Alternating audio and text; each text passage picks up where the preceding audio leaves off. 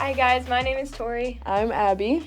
And welcome back to the podcast. So last week we just kind of talked about why we were doing the podcast. We didn't introduce ourselves at all. So this week you're going to get to know all about us. Yeah. We're going to go take a deep dive into our testimonies. What is a testimony?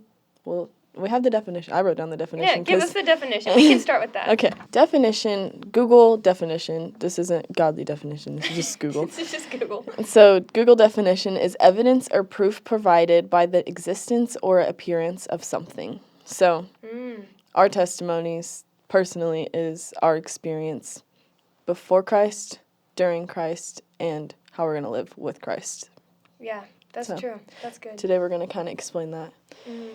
I love that, the evidence of it, because people can, and there's so many arguments against God and against Jesus, and then there's arguments for him, obviously. Like, we could do a whole episode on that, but this is our stories. Like, nobody can disprove our stories because we lived it. That is evidence. Like, nobody can tell us that it wasn't real because we've experienced it. And I had a student who just gave his testimony, and he said to me, I don't feel like my testimony is standard because we give the template of your life before Christ, how you came to know him, and then after. And he was like, I just don't feel like that fits where I'm at. And I was like, that doesn't fit mine either, because like I mentioned last week, we just accepted Christ so young, but Jesus is not a template. We cannot fit a testimony into that specific structure or mold. And so our stories, we came to know Jesus young, but went through a whirlwind and before we got to know him. Before, we knew of him, but we didn't know him. And I heard another student in our youth group had said she felt like she had gotten out of the talking phase. Like, she was in the talking phase with Jesus, and now she's in the relationship. Like, that's how you know it's legit. And that's how I'd explain our stories, too. So before we get into that, was there a verse that you wanted to share? I do. I wanted, last night, when we knew we were going to do our testimonies today, so last night I was like, I wonder if Jesus ever talked about, like, specifically a testimony in the Bible. I mean, could have, could not, I don't know, I didn't read it, but I Googled it, and then I found the verses, and it led me to John 5:39 through 40, and I'll read that for you. 39 through 40 says, You study the scriptures diligently because you think that in them you have eternal life. These are the very scriptures that testify about me, yet you refuse to come to me to have life. So I feel like we can share our testimonies all day. Like, our girls ask about our testimonies all the time, but it isn't our testimonies that can change lives. It's your testimony that you have to come to Christ. So I just thought that was really good last night when I was reading that. So that's good. Yeah. I want to share a verse, too, before we get into it. It's Revelation chapter 12, verse 11. It says, And they have conquered him by the blood of the Lamb and by the word of their testimony, for they loved not their lives even unto death. And so, like, what it means to accept Christ literally is to lay down your old life. You can't love your life and love the plan that God has for you. But in that scripture, when it says they conquered him, that's talking about Satan. That's talking about the evil of the world. How do we conquer it? By the blood of the Lamb, so by the power of Christ and his testimony, but also by the power of our testimonies. Like, it holds so much power. And so when we start talking about our stories today, there's different testimonies where, I don't want to say trained, but kind of like have a 3-minute testimony, have a 7-minute testimony, because you never know when God's going to give you an opportunity, and it's not always going to be like, here, you want to hear my whole life story? Like, my summed up testimony is, I came to know Christ whenever I was very young. I've been through a lot, and he has led me through it. Like, here I am today, but today we are getting into it. Like, we're sharing the depths of our stories. And so, do you want to go first, or do you want me to go first? I don't care either way. You want to do like rock, paper, scissors or something? Let's do it. Okay. So whoever wins goes first? Yeah. Okay. Rock, paper, scissors, shoot.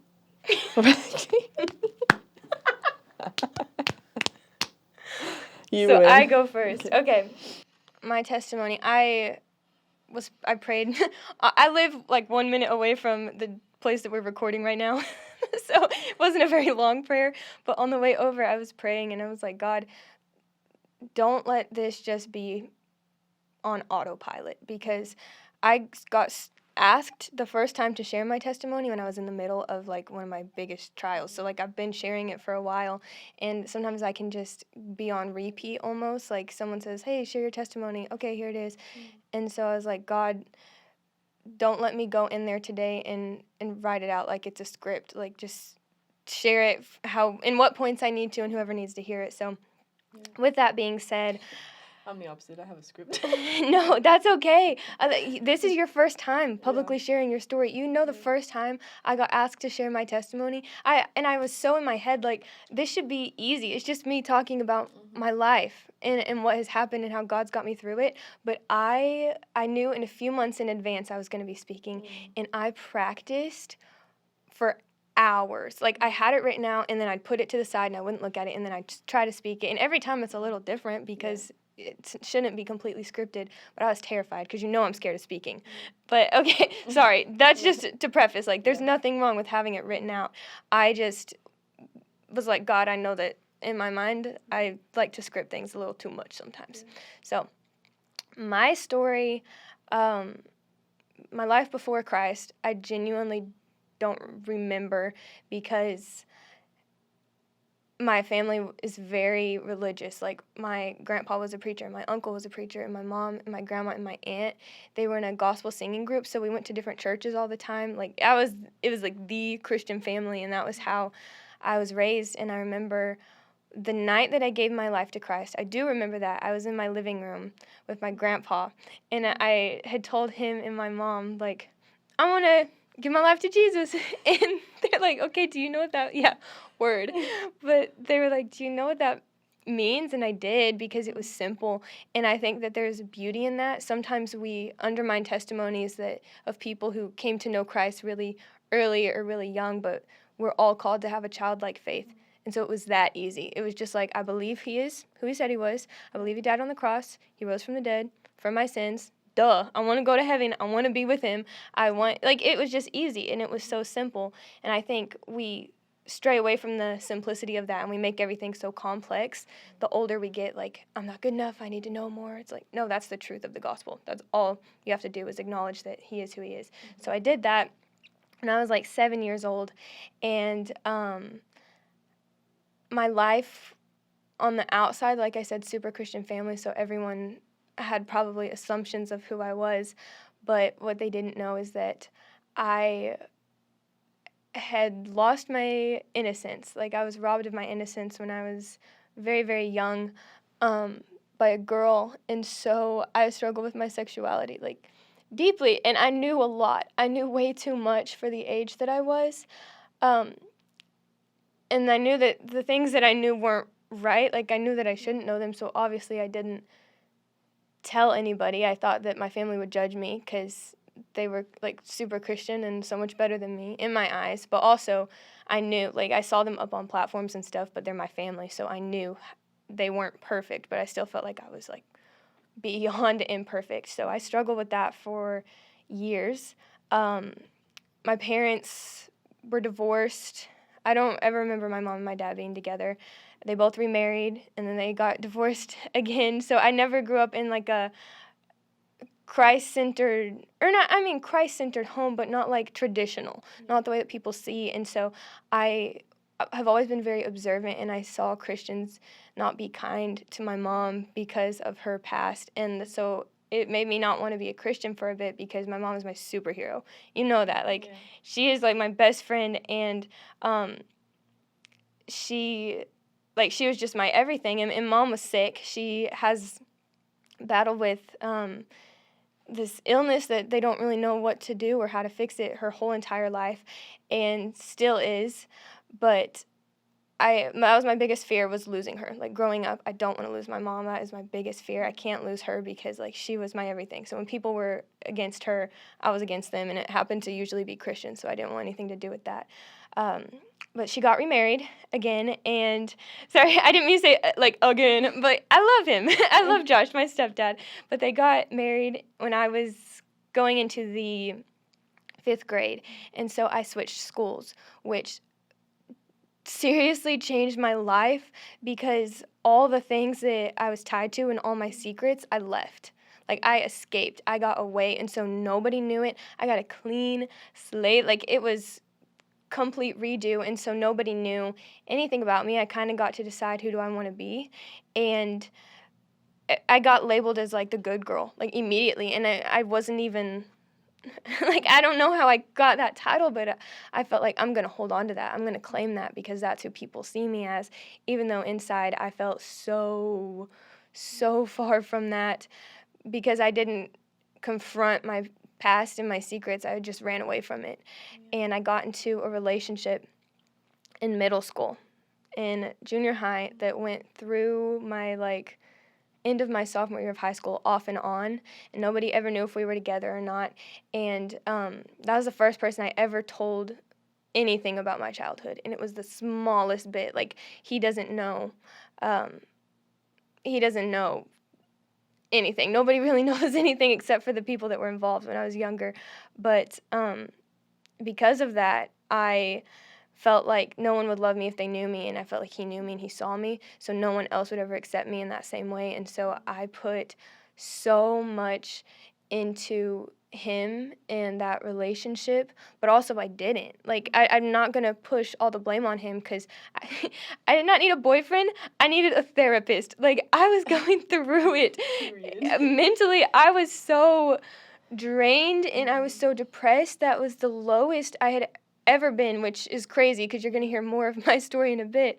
But that relationship, it was never just me. Like, there was always other girls or people that he was interested in, and I just didn't really care. I didn't think I deserved more. That was enough for me, and I kind of shifted away from most of my friends except for you and, like, 2 other people stuck by my side through the whole thing, through my, like, lows and my like you.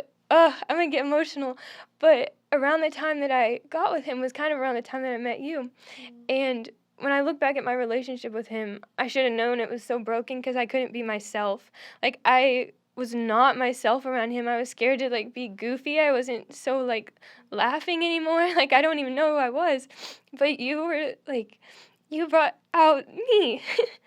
And when he wasn't there anymore, you still were. And so the moment everything shifted for me, this is usually where I start my testimony, was my junior year of high school. I got into a car accident, and Oh my gosh. yeah. Jesus turned on the faucet. He did. My eyes are leaking. It's okay. But I got in a car accident, and I just felt so detached from my old life, like, completely. Because I woke up in an MRI. This is my first thing I remember. And I didn't know, like, I thought I was dead, honestly. Because I was just surrounded by white. And I was, like, punching and screaming because I was so scared. And I didn't know how I got there. And then I, like, come out of this tube. And there's all these doctors over me. I'm like, what did I do? And so over the next couple of days, I start piecing things together from stuff that I'm told. I knew my sister was in the car with me. I didn't know how bad it was because I couldn't see her yet, but she was in a different hospital. I didn't know this at the time. They didn't know for a couple days if she was going to make it. But this is seriously when my life shifted, because I don't know how to explain this to anyone. The only person in the universe who gets this is my sister. The only person. And I'm sure there's more people who relate, but the only person on the same level who has lived almost the same life as me really is Kate. And that day that we're missing, so I don't remember the car accident, but I don't remember that day. Like, it is gone. It is wiped away from my memory. And people say that, you know, it's such a blessing because you don't remember. God is protecting you from that. And I get it. Like, I understand. But not having that day made my old life feel like a movie. Like, it doesn't feel like my life. I remember it, and I can kind of see it in the distance, but it feels like somebody else's life that I watched. And so the moment that I woke up in the hospital, I just felt like, this is my life now. Like, this is it. And nobody who went through it with me, which the only person who did was my sister, nobody is going to get it. And so I felt so detached, like, from my friends and from my family and everyone in my life. I just didn't know how to figure out who I was. I didn't know who I was. Like, I was trying to figure all of that out. But in that, this is when it finally, I got out of that relationship that wasn't right for me because I felt removed enough from it. And I felt like if he didn't think I was enough, like, he almost lost me for good. I almost died. And if he didn't show up and say, like, now I know that I need you in my life, then I'm out. And that's not what happened. And I know there's a reason for that. No hate against him. Like, every now and then we still talk, and I wish the best for him. I pray the best for him. He's in a good place now, which makes me happy. You know, the Lord did that. I didn't do that. That was always my thing. Like, anyways, that's a whole different topic. But I finally kind of moved away from that. And so in the process, my car accident, right? So my sister almost died. She didn't. She got flown to a different hospital because they thought she wouldn't be able to walk.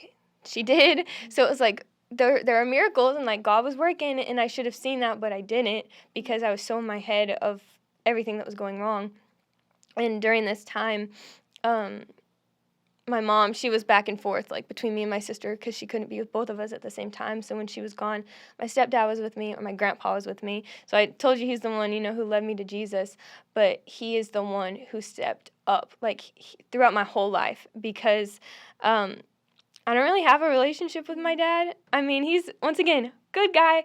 We just don't have a relationship besides, like, seeing him on holidays and whatnot. And so that's another reason, like, I was hesitant to do this podcast because like I said, I don't want to put people in a bad light, but there are things, that have affected me and I think people will relate to. So my grandpa, he really was, he was my dad, like, growing up. That's exactly what it was. And so a month after the car accident, during that time, he'd been acting kind of different, and we didn't know what was going on. And he went to the doctor, and they found 5 tumors on his brain. And so then he went in for a biopsy, like a simple procedure just to see how far along it was, if it was cancer. Like, they didn't even know that yet. They were trying to keep everybody optimistic. But when he went in for the surgery, they hit something, or I don't know. I genuinely don't know what happened because they came out and said, like, he was fine. I don't know if I ever told you that, but they said, like, surgery went well. And so then that night we went home because we thought he was good. And my mom got a call that he had, like, 24 hours to live. And so I remember going home that night and telling my mom, like, I was trying so hard to be optimistic because I was like, God, let me live. I'm going to do my very best to live for him. I'm going to be so positive. And, like, maybe if it's cancer, it's happening right now because I'm not in school. I'm still healing. I'm, like, giving all the positives of the most negative scenario. And now I'm like, 24 hours. This is not what I expected. And so we get there, and I'm sitting by his hospital bed. This was the pivotal moment for me. I'm in a wheelchair, holding the hand of my grandpa, and I look to the other side of the bed. My sister's in a wheelchair, and I look around the room, and I just see my whole family, and I'm like, God, we can't take anymore. And so people say that, Tori, goodness, I've shared this so many times, but people say, like, God can't give you more than you can handle, but I knew it was. So I thought, God, you must not be real because I can't do all of this. This is too much. Like, I've had a life of abuse and toxic relationship and trauma and daddy issues. Like, I've had it all, I feel like. But this is too much. I remember thinking, God, if you take him from me, like, this is when I need him the most. Because I had just told him, like I said, Papa was a preacher, and so I told him, I feel like I'm called to ministry, and I don't know what that means. And he's like, I'm going to walk you through it. Like, we're going to do this together. And so I'm like, I can't go into ministry without my spiritual leader. Like, I don't know how to. And it's been a process. Like, there's weeks when I still get up to speak, and I'm like, man, I wish he was here. Because he didn't get a glimpse. Like, he didn't even get to see the smallest part of the person I'm actually proud to be. He loved me so much, but he only knows the version of myself that I hated. And he still loved me so much. That's what I mean by, like, he represented Jesus. That is Jesus in my life. The person that I hated in my past, he still loved. And so when I lost my grandpa, I genuinely did lose myself. Like, I lost my mind, and I didn't lose my friends that wanted to be there for me, but I cut them off. I was like, I don't want to be around anyone. I don't want to talk to anyone. I don't want to do anything. Like, I just want to sit in my sadness, and I just wanted to die. And so, like I said, I don't remember my car wreck, and I get that that's a blessing, but there's guys who worked the wreck who've told me or told my parents little things. Nobody really wants to talk to me about what happened, but there's a guy who quit, like, after that. He was like, I don't think I can handle this anymore because it's too much. But I was told, I was screaming, like, I don't want to die, I don't want to die, please don't let me die. And so sometimes I'm like, I wish I just remembered, like, a little bit of it so I could remember what it felt like to, like, really, really, really want to live.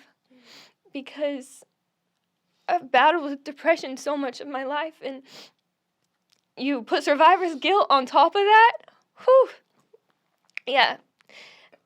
My sister, obviously, like, she made it, but the man I hit didn't. Like, he died. And then every single year, people die. I get that. That's the way of life. It's the cycle, how things go. I understand the logics behind it. Like, it's whatever.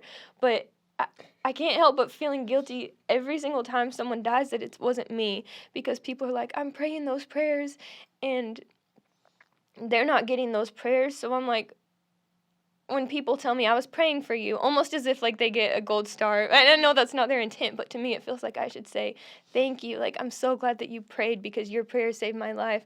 But it feels so selfish to thank someone that my life was saved through their prayers, but, like, their loved ones' lives weren't saved whenever they prayed those prayers.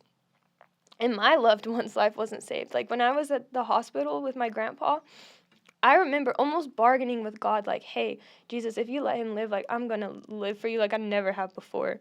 And I'm sure I said the same thing at my car wreck. Like, I'm sure that I did, and he let me live. But I thought if he opens his eyes, then, like, that's it. That's the best testimony in the world. Like, you are healing him right in front of us, in front of my whole family. We need a miracle. I know that he can do miracles, and I've heard of it, and I need it. Like, I need that proof that he's real, and I need it in my grandpa's life because I can't lose him. And I lost him. He passed away, and I was a shell of myself, I feel like. That was, like, 6 years ago. So obviously, like, there's the process of grief, and I've gotten better throughout the years. Obviously, I still miss him, but when I lost him, I had to find my own relationship with Jesus because my whole relationship with Jesus was based around my relationship with my grandpa. My call to ministry, I thought I could only get there with the help of my grandpa. And so, like, I'm not saying God took him away, but he obviously allowed it to happen. And I think through that, I had to be so legit with Jesus because my grandpa, and I quote this all the time because it actually, like, makes sense now whenever he would say that he will be here for me as long as he can be here. Like, he'll always be here to come talk to vent to give advice from. He will always be here, but he won't be here forever. Like, the only thing that is forever, the only thing that is eternal is Jesus. And when I lost him, I was like, man, I'm so glad that he told me that because I don't have a good relationship with my dad. I put my grandpa in that place. I put stepdads. I put mom's boyfriends. Like, I put them in that place, but they would leave. And if they don't leave, they die. Like, that was the hard truth. Even if not by choice, by death, like, nobody is going to be with me forever. Nobody. Only Jesus. And so I was like, I'm going to need the love of a father, a perfect father, a heavenly father, because even my grandpa wasn't perfect. Like, I need the real deal. And so I dove in, but I wish that was, like, the purity of my motives, but it really wasn't. I felt so guilty. I still feel so guilty for surviving my car accident, which is one of the main things when I prayed, Jesus, purify my heart. I don't want this podcast to be my way of showing him, like, am I doing enough? Because I've lived, ever since I've woke up from the car accident, the pursuit of my life was, like, make my life worth it. Like, I have to make it worth it because people told me he gave me a second chance. People told me I was so blessed. So if I waste it, like, I'm abusing their prayers. If I waste it, like, and I don't live up to that potential, which the weight of I have to make my life really, really, really matter was so heavy and still is so heavy. So I was like, God, if I do a podcast, like, don't let that be my motive. It has to be for you.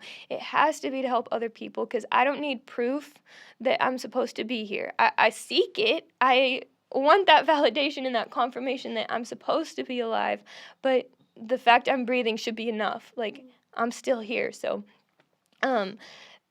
where am I right now through all of that? Like I said, Jesus, I've known him my whole life, but now I know him.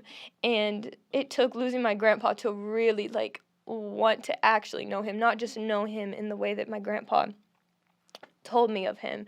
And so me and Abby, our friendship has been the most, I feel like, healing in so many different areas of my life and shaped me into who I am. And even then, I'm like, I can't, this is so bad, like, like, don't get too close, because, you know, it's always in the back of my mind, but I know she will be here for me as long as she can be here, and even if she's not here forever, like, Jesus is, so he really is the center. Like, as much as I love you, and your friendship is one of the most important things in my life, like, Jesus has to be at the center. He's got to be the most important thing. And so, she's pushed me to be better, though. Like, I feel like this is the best version of myself that I've been, not just as a friend, but as, like, in obedience to the Lord. And as long as what I'm doing is pleasing to him, it shouldn't matter if I feel like my life is really, really, really worth it. Like, he gave it to me. It's a gift. You know, life is a gift, even when we don't want it sometimes, even when we're depressed. He still gave it to us. So that is my story. Through that and through me trying to find Jesus and find myself, he's opened up doors that I didn't expect and led me places. Like, you're going to learn about me. I'm probably going to mention it basically every episode because I did last time. I'm a planner. I like a plan. But my life is so unplanned, and he keeps directing it and guiding it. And I trust him because he's led me here. So even though life is not always good, bad things happen to good people. Not that I'm the best person. I'm a flawed person. Yeah. But bad things just happen. That's the way of life. And here's the thing.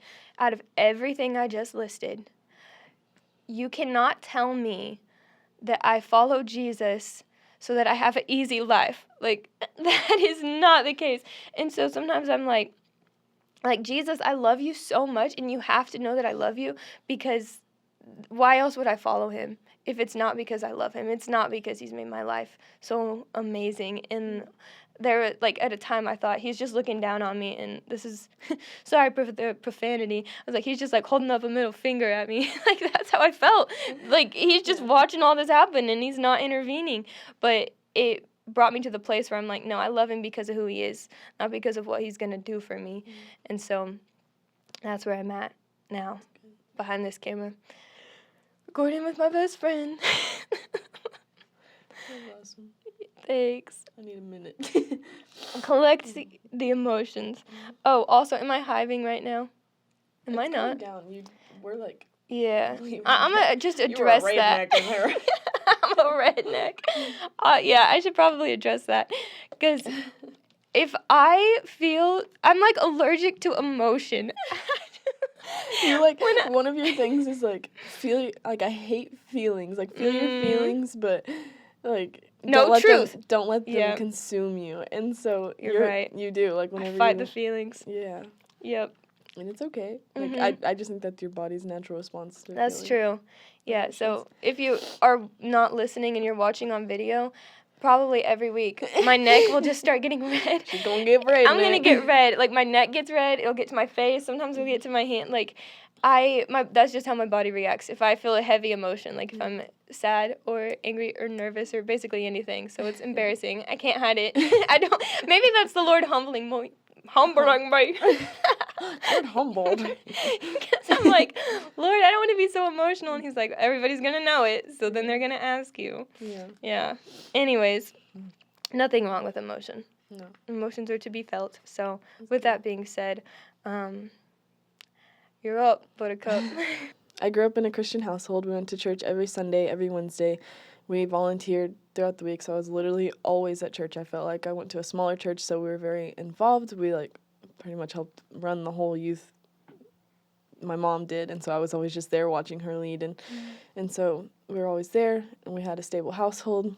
I have a brother and a sister, and we didn't argue a lot, honestly. We did sometimes, but a very stable household. And then I knew Jesus. I just didn't have a relationship with him. I just was going to church to have fun and hang out with everybody.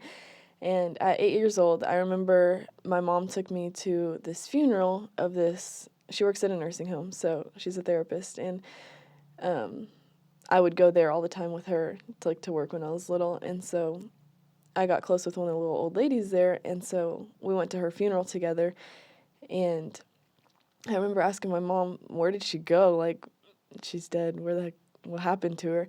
And she was like, she told me, oh, she went to heaven. And sorry, this is hard for me. It's okay. You're doing good. And just talking to me.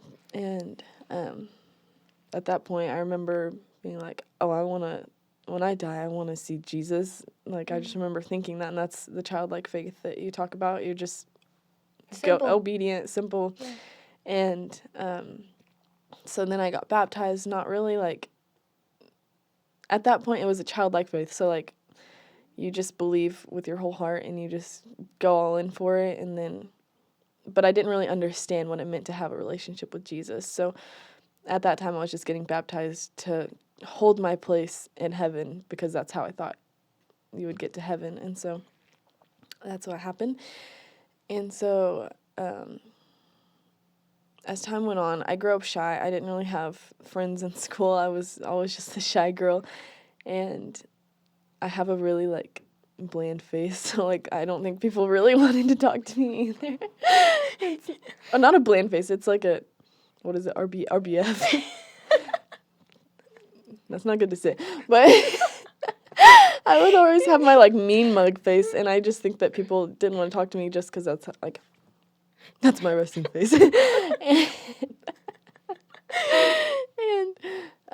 Anyway, so I grew up shy, and and then in 7th grade, I remember meeting, was it 7th grade or 6th grade? Sixth grade, we had archery. 6th grade, we had archery, and I always say I didn't like Tori, but I really didn't have anything wrong with you. I just would see you, and you were, like, happy and popular, it seemed like, and so I wanted that, because, like, I knew you were new, and so I was just jealous, honestly. And so then I just wouldn't talk to her, because she would talk to one of my, like, so-called friends, and I was like, wow, like, she has it so easy.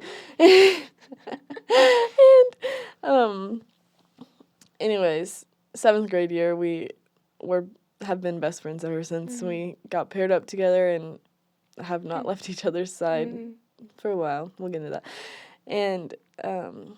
And so, honestly, my childhood, I grew up very pure, very innocent, and I was very sheltered, so I didn't know a lot, and I didn't really care to. I would just go around being happy, and I didn't really look at the negative side of things ever.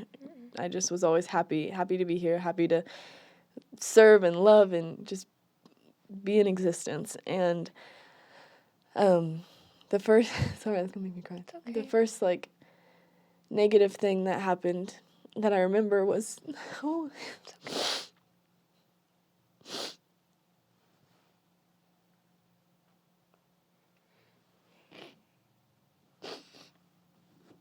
I'm sorry. Okay.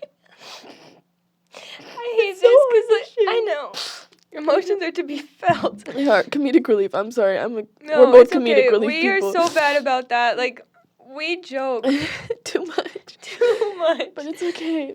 In October 16th, my best friend got in a car accident. And I remember getting a phone call from your mom saying that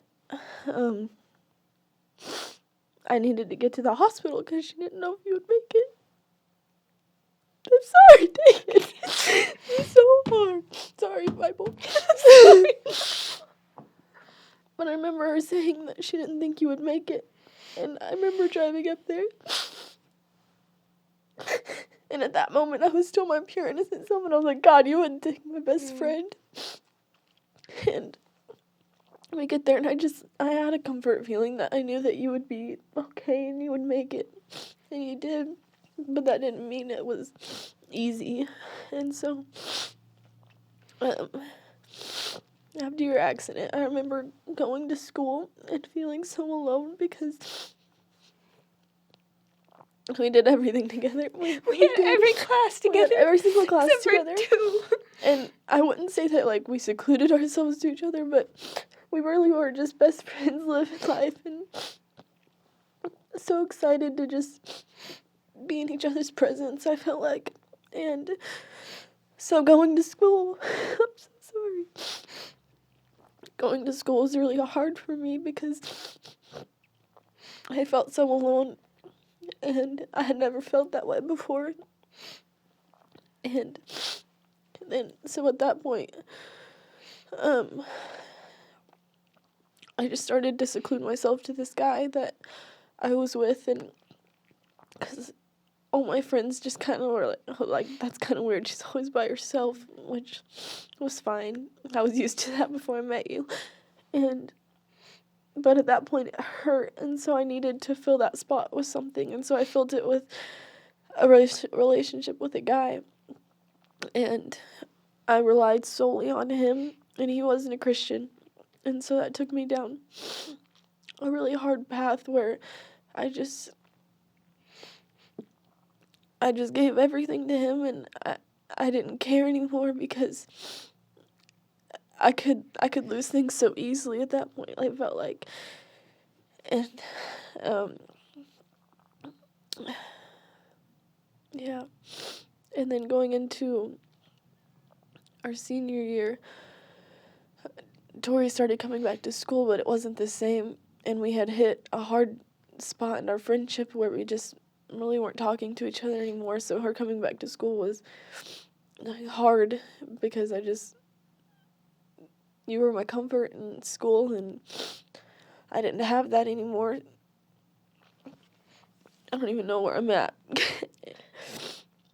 Anyways, I relied on this guy, and I no longer had been relying on Jesus or anything else. I just wanted to pursue that because then that was my comfort. And so Tori and I hit a hard spot. We didn't talk for like 8 to 10 months, which was the hardest time of my life. And at that point, when I started not caring, I started lying, and I just was a mean person, it felt like. And so Tori could because she knew me. She knew when I was lying, but she couldn't trust me because I was always lying, and I just didn't care at that point about what she had thought or what anyone else had thought, because I was like, if I can lose the one thing that mattered the most to me, like, there's no telling when it could break again. And so I just didn't care. Like, we had tried to fix things, and it felt like, and I just didn't care anymore. And so we spent this time not being friends, and then it's our senior year, and our senior year was COVID year, so we graduated in 2020.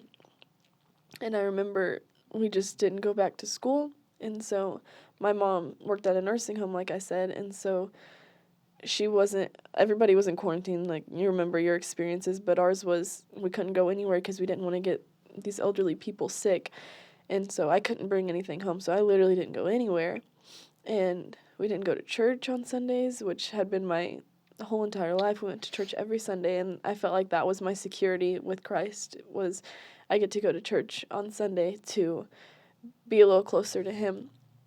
And so we stopped going to church, and so that's when it really hit, like, I really don't have anything anymore. Like, I just have this guy, and that's not treating me well, and it wasn't a healthy relationship, but I thought that that's what I deserved because of the things that had happened. And so at that point, like, that relationship had kind of pulled me away from Jesus, and honestly, I wasn't close to Jesus at all. I wasn't seeking for him. I was living in my own, according to my own flesh, and I didn't care what Jesus had to say or what the Bible had to say. I just didn't care. It's not like I went and, like, murdered people, but I didn't care what I was doing, which is the same to my own flesh. Is I'm murdering myself every day whenever I'm living according to my flesh and not what God has for me. Tori and I had a revelation of, we cried in a car for hours, but I was Always crying. Always crying. That's how we get our emotions out. But I was still with this guy, and so after that, like, our friendship was still kind of rocky for a while. And then that relationship finally ended, but after it ended, I still had this void in my heart because I wasn't seeking Jesus. I didn't have Jesus in my heart, and tried to fill that void with relationships with guys, and it just never worked out. Time and time again, there was a couple that I tried to seek after, and it just didn't work, and I was like, okay. And then at work, I met this one guy, and he was always so happy, and it just seemed like, oh, he could be sweet, but I was scared. I was scared to try to fill that void again. At that point, it had been a couple of guys, and I was like, I can't do that anymore. I asked Tori, and I was like, what am I supposed to do? And I don't even know what you told me. You're like, I think I was like, no, don't. Basically, I said, does he love Jesus? Yeah. You're like, well, yeah, you asked me if he no, loved but he's Jesus. cute. Yeah, he was really cute. But I didn't listen to you. I was like, I'm just gonna see what happens after a while.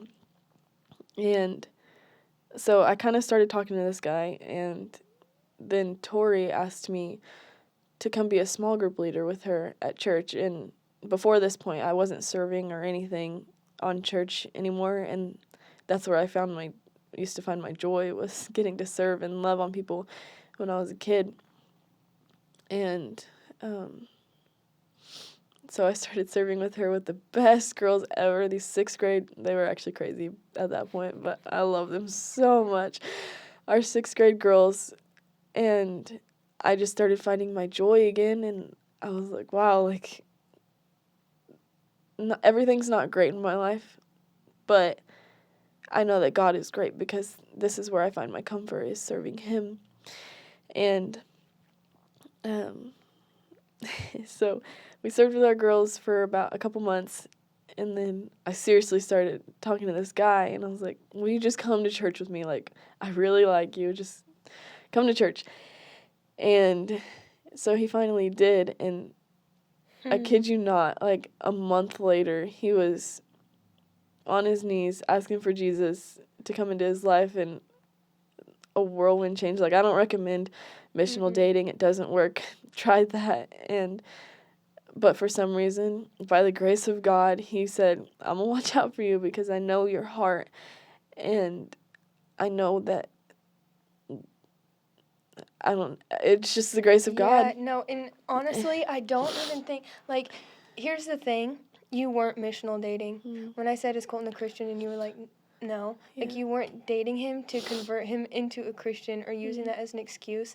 Like, you were just, like you said, you were trying to fill a void, and so you were looking for just someone to be there for you, but I think God was looking out for you, and like, hey, if she's gonna be looking in every direction, let me at least send her a good one. Like, let me send her a really good guy. But Colton, and we're going to have him on here sometime soon. Like, he will obviously be our first ever guest.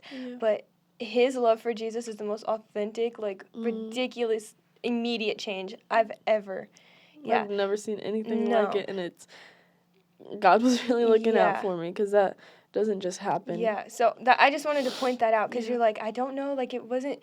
Like, don't date, don't flirt to convert, don't, don't get with a guy to change him. That wasn't even your intention, but I think because we have had Jesus so long, like, he's still been guiding us and looking out for us, even though that wasn't our intention. So, sorry. No, that's good. That's good. So whenever you asked me to be a small group leader, I was still seeking these things, and I think that was honestly the greatest intervention of all time because I needed something to stop my mindset of I have to fill this void, and that void is Jesus. Point blank period. Like, you have to, if you're filling it with things of this world, they'll leave. They won't be here forever. And so Jesus, he is eternal. And so now I'm not going to say that I won't get back. There's highs and lows in life, but now I feel like I'm finally living in my happy. Like, I'm just not happy because of my circumstances, happy because I have Jesus. And I have so much joy in just knowing that what I'm doing is out of obedience for him, and nothing can take that away from me. No one can take Jesus away from you once you've accepted him. So, yeah. That's the crazy part about both of our stories, though, like hearing, they're so up and down, and they overlap every now and I bet that sounded, but they overlap every now and then because our lives are so intertwined, but then in the end, it's like, it's just Jesus, like, none of that else matters. And I don't even know if you know this, but, like, serving was the pivotal moment for me, too, because in that season when we drifted, and I, like, kind of cut everybody off and tried to zone in, not in a healthy way, anyways, but I didn't have any friends either, and so, like, when I was coming to church, I didn't have anyone. When used to, I had people, like, by people, I had you and our other best friend at the time, and so that was it for me. And so when you guys weren't there, it was just me, and so then I started, like, pouring into a younger group of girls, and I started to realize, like, I think that they look up to me. I need to get it together, and not that I'm going to be perfect or anything, but serving really did shift my heart, because everything in my life up until that point was about me. Woe is me. Like, man, everything sucks. God just must hate me. God just must blah, blah, blah. But then I'm talking with these girls, and they're like, I just feel like I'm failing in my faith because I'm depressed. And I'm like, let me tell you about, like, same. Let's talk about that. Let's see where Jesus is at in our depression. If he heals us, like, that's amazing. If he doesn't, is it because I'm here to help you? Like, that changed everything for me, because before I was focused on helping other people, everything was about me and, like, my circumstances. But yeah, serving changed everything. Pouring into our girls changed everything. Literally everything. My life, my whole life. And so I know that some of them are watching this. That is, like, the most joyous I am is when I see our girls, like, put something on their story that they're, like, supporting us. I'm like, because I want them to listen. I want them to hear this. I want them to know, obviously they know that we're not perfect, but I don't think they know how deeply we love them, and we hope to impact their lives, but they have changed our lives. Like, Jesus has shifted everything about who we are, but those girls have, like, changed our lives and the way that we see ourselves. I think that's the biggest thing. They changed the way that I see myself, because I'll never be the same. No. Never. Never. I love them so much. Same. But if you're listening and you hear our testimonies and you are like, mine is so boring, like, I couldn't get up and share my testimony. I have honestly been so scared to share my testimony for my entire life, because it has been the boring testimony, honestly, in my eyes. But no story about Jesus is boring when it's used for his glory. And I think that any story is powerful if it's used for his glory. And I was the girl who grew up in a Christian home, bland, plain, but because of my parents' faith, I've been able to keep seeking after Jesus, and I don't think that I would be here if it wasn't for that either. So I just think that if you have a testimony and you're scared to share it, just do it, because no matter how you could be the person that inspires somebody to grow up and say, I want to be the boring, quote, Christian person, because I want my kids to be able to experience him in that light and not have to grow up in a broken household or in hurt. Yeah. God bless the boring testimonies. Like, I pray that if I ever have kids, they say, man, I have a boring testimony. Like, you're welcome. But there are no boring testimonies, like you said. This is a good point. Where we began, let's just reel right back around. Revelation chapter 12, verse 11 says, "And they have conquered him by the blood of the Lamb and the word of their testimony." Like your testimony, my testimony, whoever is listening testimony. We do not all have the same testimony. And there's a reason for that. Like, you just related to someone who I can't. I just related to someone who you can't. There's someone who's watching this that might think their story doesn't have worth or value. This is the thing that really gets me. People who say, like in the boring testimony, I just haven't had like a bunch of bad things happen. That's not my testimony. No. Us getting on here and crying about like the mistakes that we've made and the things that have happened to us, that's not our testimony. No. Those are events. Like, our testimony is the fact that, yes, we accepted Jesus when we were young. We did not have like a crazy party phase, all this different stuff, and then we decided we need him. We fell to our knees. Forgive us for our sins. He grew as we grew. He grew in us and shined through us, and he revealed our brokenness to us. Like, he was there when we went through everything. He didn't abandon us. He is the one constant. When everything else of this world fades, he's it. Yeah. That's it. If you're watching this or you're listening right now and you don't know who Jesus is, or maybe you know about him, but you don't know him personally, like we talked about, we knew him, we had that childlike faith, it was easy. That is literally all that it takes. That is all that it takes. So you might be in a season where you're like, I just don't know all of the things. Nobody knows all the things when they come to Jesus. He teaches you and he guides you. When you get to that, and the more that you get to know him, the more that you grow. But it's not about how much you know. It's not about the things that you can do. There's a lot of people that feel like, that's the thing, when we're kids, we don't realize the weight of our mistakes. We get in trouble, we get grounded. But as you get older, and you see yourself as the sinful person that you are, you're like, how could a perfect God love me, want anything to do with me?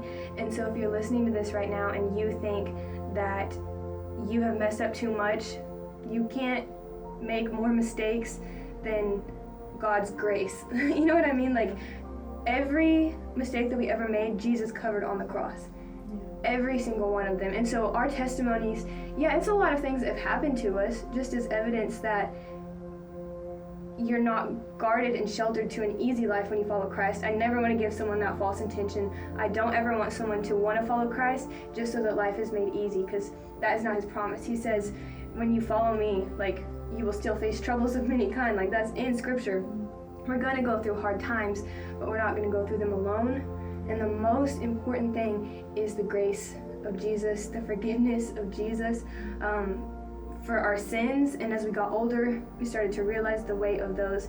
We already accepted his forgiveness. So if you have accepted Christ and you're starting to question and you're starting to get in your head, like, that is the enemy. Straight up, that is the enemy telling you it wasn't valid, you didn't mean it. No, you had a childlike faith and you meant it. You meant it so much you didn't even have to think about it. So lean into it and try to grow now. But if you're in a place where you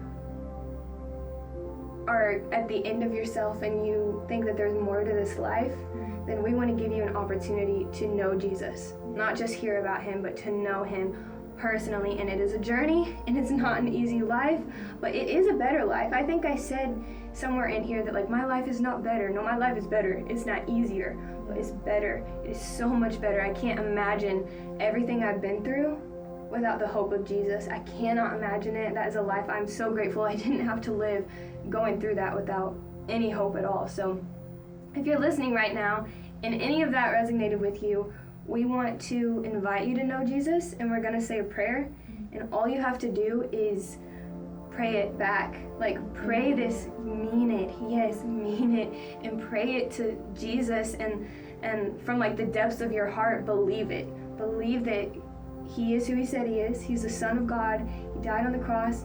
He rose from the dead. As unbelievable as that sounds, like, and it should sound unbelievable because it requires faith.